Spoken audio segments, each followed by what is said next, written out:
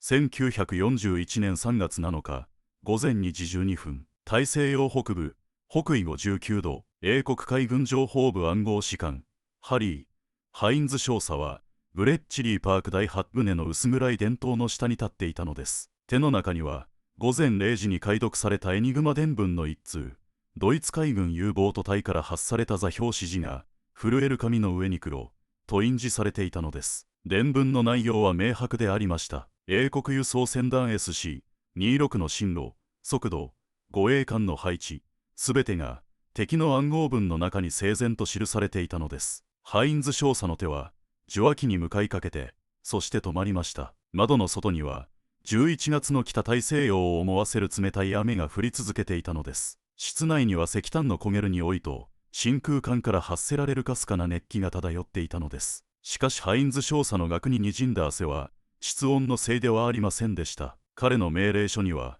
明確に記されていたのです。ウルトラ情報の存在を露見させる行動はいかなる状況においても厳禁。援護工作なき情報の活用はすなわちエニグマ解読の事実をドイツ側に暴露することを意味していたのです。SC-26 船団には32隻の輸送船が含まれていたのです。乗組員の総数は推計で1400名。そして電文にはU ボート第5軍が翌朝午前4時に攻撃を開始するという命令が記されていたのです。ハインズ少佐は受話器を置きました。それが、知っていても動けない、という制度的拷問の最初の一幕でありました。1939年9月1日、午前4時45分、ベルリン、ドイツ海軍通信本部、ドイツ海軍通信参謀、カール・ドニッツ提督の幕僚たちは、エニグマ暗号機の前で確信に満ちていたのです。その自信には数学的な根拠があったのです。エニグマ暗号機の設定組み合わせ数は当時の計算で1億5800万通り以上に及んでいたのです。3枚のローター、5に海軍型では4枚、反射板、そして26端子のプラグボードの配線、これら全要素の組み合わせが生み出す暗号空間は人間の手による解読を事実上不可能にするものとドイツ技術人は確信していたのです。敵がこれを解読するには1億年を要するベルリン工科大学の暗号理論家が算出したとされる推計値は高級将校たちの間で金貨玉状として語り継がれていたのです。さらに決定的な安全装置が存在したのです。暗号化2の配列は毎日午前0時に更新されたのです。各潜水艦には月間のカニ配列表が封印された防水袋に入れて配布され、緊急時には海中に投棄することが命令されていたのです。たとえ1日のカニが漏洩しても、翌日には完全に別の暗号体系へと移行する設計でありました。ドイツ海軍がエニグマは神の盾と呼んだのは比喩ではなかったのです。第二次世界大戦開戦時、この機械への信頼はもはや技術的革新を超えて軍事競技の領域に達していたのです。その過信がやがて大西洋の海底に無数の鉄袋を積み重ねることになるとは彼らは夢にも思わなかったのです。1940年1月17日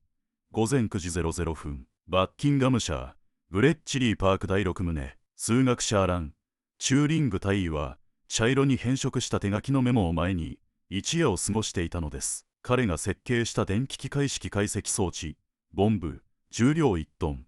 高さ約2メートル、36組のエニグマ模擬回路を搭載したこの鉄の怪物は、毎分およそ200通りのカニ配列を試験する能力を持っていたのです。ブレッチリーパークに集結した人材は異端の集合体でありました。ケンブリッジ大学の数学者、オックスフォードの言語学者、全英チェス選手権の覇者、彼らは軍の階級ではなく知性の鋭さによって選抜されていたのです。ボンブ解析機の理論的基礎はポーランド暗号局が1939年の開戦直前に提供した情報にあったのです。ポーランドの数学者マリアン・レイエフスキが設計した原型機、ボンバーの図面とドイツ海軍のエニグマ運用手続きに関する断片的な情報がチューリングの天才を触媒として結合したのです。1940年1月17日、ボンブは初めてドイツ空軍の暗号化に解読に成功したのです。解読に要した時間は約3時間40分。それは人類が初めて機械の力によって神の盾の一角を貫いた瞬間でありました。しかし解読成功の報告書は即座に最高機密の封印を施されたのです。この勝利を喜ぶ者は地球上にわずか数十名しか存在しなかったのです。1941年5月9日午前11時30分、大西洋北部北緯63度12分、英国海軍コルベット艦オーキルの艦長ジョー・ベイカー中佐は前方2000メートルに浮上した U ボート U110 を発見したのです。それは奇跡的な遭遇でありました。しかしその奇跡の背後にはブレッチリーパークの解読情報が存在したのです。U110 の拿捕により海軍型エニグマ M3 と最新のカニ配列表が英国の手に渡ったのです。この単一の鹵獲がその後数ヶ月間にわたるエニグマ解読を劇的に加速させることになったのです。しかしここで制度的拷問の本質が姿を現したのです。ウルトラ情報を作戦に活用するための規則は過酷なものでありました。1、解読情報のみを根拠とした直接的な軍事行動は禁止。2、行動を起こす場合は必ず偵察機による発見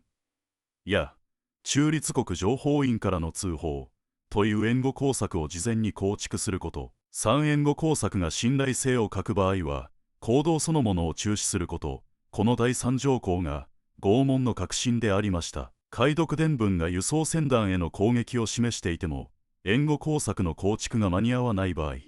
英国海軍情報部は船が沈むのを傍観しなければならなかったのです。1941年だけでこうした意図的な不作為によって見殺しにされた輸送船の数は記録されていないのです。記録されていないこと自体がこの制度の本質を物語っていたのです。ここで戦場を一時停止し、この神の盾の内部構造を解剖しなければなりません。エニグマ暗号機の外形は軽太陽タイプライターに酷似した木製の箱でありました。重量は約 12kg、寸法は縦 34cm、横 28cm、高さ 15cm、前線の将校がカバンに入れて携行できる設計でありました。暗号化の中核をなすローターは内部に26本の電気配線を持つ円盤状の構造体でありました。陸軍空軍型エニグマは3枚のローターを使用しましたが、海軍型エニグマ M4 は1942年2月1日から4枚のローターを採用し、解読の難易度を飛躍的に高めたのです。4枚ローター採用後、ブレッチリーパークの解読能力は致命的な打撃を受けたのです。1942年2月1日から1942年12月13日までの約10ヶ月間、海軍型エニグマは完全に解読不能に陥ったのです。この空白期間中、大西洋における輸送船の月間損失は平均75隻に達し、総損失トン数は約350万総トンに及んだのです。プラグボードは26文字のうち最大10組の文字体を相互置換する装置でありました。ローターの設定に加えてプラグボードの配線を組み合わせることで、エニグマの可能な設定数は理論上1強、1万兆、道理を超えたのです。人間の手では、1秒間に一通りの設定を試験しても、宇宙の年齢に等しい時間が必要でありました。1942年、大西洋の海底に沈んだ鉄袋の重さを数字で示さなければならないのです。ドイツ海軍の規則では、エニグマの暗号化には毎日午前0時に更新されたのです。ブレッチリーパークが新しい鍵を解読するために要した平均時間は、条件が良好な場合でも、約72時間でありました。つまり、常に最大3日間の暗闇の期間が存在し、その間、解読班は完全な盲目状態に置かれたのです。1942年の大西洋における数字は、冷酷でありました。その年、U ボートによって撃沈された連合軍輸送船は合計1661隻、総トン数約770万総トンに達したのです。これは連合軍の月間建造能力を大きく上回る損失でありました。英国海軍本部の計算によれば、もしウルトラ情報を援護工作なしに完全に活用できたならば、損失の推計30から 40% は回避可能でありました。すなわち約500隻から660隻の輸送船と数万名の船員の命が制度の壁を取り払うだけで救われた計算になるのです。しかしその壁を取り払えば、エニグマ解読の秘密が露見し、ドイツ側は直ちに暗号体系を変更するでありましょう。そうなれば、一時的な救命と引き換えに、戦争全体の趨勢を左右する情報優位が失われるのです。これが、人命の台数、ウルトラ作戦が毎日突きつけた、解のない方程式でありました。942年7月3日、午前6時15分、北大西洋、北緯70度近傍、輸送船団 P917 は、35隻の商船と22隻の護衛艦からなる連合軍史上最大規模の北極海船団でありました。そして英国海軍本部は、この船団を意図的に解散させる命令を下したのです。ウルトラ情報は、ドイツ戦艦、キルピッツを含む水上打撃部隊が出撃したことを示していたのです。しかしその情報の根拠を秘匿するために、護衛艦隊に退避命令が発せられ、商船は単独で北極海を漂流することになったのです。援護工作という欺瞞の連鎖は、この時点で完全に崩壊したのです。偽の偵察機報告を作成する時間もなく、中立国情報院の存在を捏造する余裕もなかったのです。残されたのは、キルピッツ出撃という事実を悟られないために、船団を見捨てるという選択のみでありました。P917 船団の末路は惨憺たるものでありました。35隻のうち24隻が撃沈されたのです。物資損失は戦車380両、航空機210機、その他輸送物資約10万トン、当時のソビエト連邦3ヶ月分の軍需品に相当したのです。この惨劇を引き起こした決定の根底には、情報源の保全という鉄則が存在していたのです。命令書は残ったのです。しかし命令書には、その真の理由、ウルトラ情報の存在は一項も記されてはいなかったのです。1944年6月6日、D デイ、ノルマンディー上陸作戦の前夜、ブレッチリーパーク第3棟、暗号解読者サラ、ノートン女子、ゴニ証言は、ドイツ軍の防衛伝聞を読みながら、自身の兄が上陸部隊に加わっていることを知っていたのです。彼女は伝聞の内容を兄に伝えることはできませんでした。伝えれば、自身の処刑を意味したのです。ブレッチリーパークで働いた人員は、終戦時点で約1万名に達していたのです。彼らの全員が、国家機密保全制約を課せられていたのです。その制約は驚くほど包括的なものでありました。エニグマを解読した事実のみならず、解読機関が存在した事実すら、家族を含む何人にも漏らしてはならないというものでありました。戦争が終わっても、沈黙は続いたのです。1974年、元情報将校フレデリック・ウィンタボ・サムが著書、ウルトラの秘密を出版するまで、約29年間にわたり、この1万名は沈黙を守り続けたのです。元解読者の証言記録には、こう記されていたのです。あの夜、私は輸送船が沈むと知っていました。伝聞には座標と攻撃時刻が書かれていました。私にできたのは、その紙を引き出しにしまい、番茶を飲んで眠ることだけでした。この心理的代償が組織として研究されたことは、ついになかったのです。1941年11月、ロンドン、首相官邸地下室無室、ウィンストン・チャーチル首相は、ウルトラ情報を受け取ることのできる数少ない最高指導者の一人でありました。しかし彼の行動は、単なる情報保全を超えた複雑な政治的計算に基づいていたのです。チャーチルはウルトラ情報をソビエト連邦のスターリン元帥に提供することを意図的に制限していたのです。その理由は二重でありました。第一に、ソビエトの情報保全能力を信頼できなかったこと。第二に、ソビエトがエニグマ解読の存在を知れば、ドイツ側への漏洩の危険があったこと。しかしこの判断が、より深刻な問題をはらんでいたのです。1941年6月の独ソ海戦以降、ウルトラ情報はドイツ軍のソビエト侵攻作戦の詳細を明らかにしていたのです。それを完全には共有しないという決定は、東部戦線における数百万のソビエト兵の犠牲と、一定の因果関係を持つものでありました。英国戦時内閣の議事録には、この問題を正面から論じた記録は存在しないのです。暗号保全という4文字の大義名分のもとに、人命の価値は制度の論議に服従したのです。チャーチルの沈黙は二重の意味を持っていたのです。エニグマについての沈黙と、その沈黙の倫理的代償についての沈黙でありました。1945年5月8日、午後3時00分、ロンドン、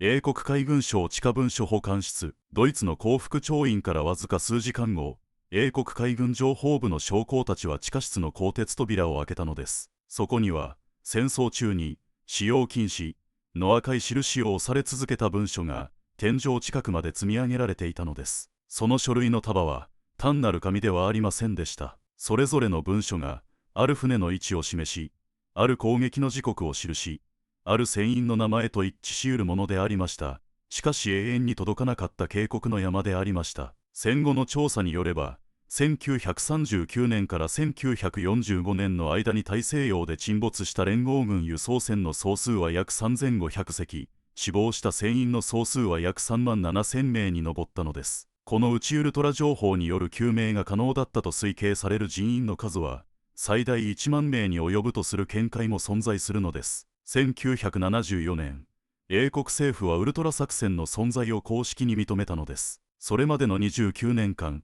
あの地下室の文書は誰にも読まれることなく眠り続けたのです。文書の一通には、手書きのメモが貼り付けられていたのです。援護工作不可能、行動中止、次の鍵更新まで待機。その紙の右上には、1942年11月という日付が記されていたのです。その夜、何隻が沈んだかは、もはや問題ではないのです。問題は、誰かがそれを知っていたということでありました。1974年、ウルトラ作戦の全貌が公開された年、冷戦は佳境を迎えていたのです。ブレッチリー・パークの経験が後世に残したものは、単なる暗号解読技術の革新ではありませんでした。情報を持つことと、情報を使うことは全く別の問題である。この命題は、現代情報理論の根本原理として確立されることになったのです。1952年に創設されたアメリカ国家安全保障局 NSA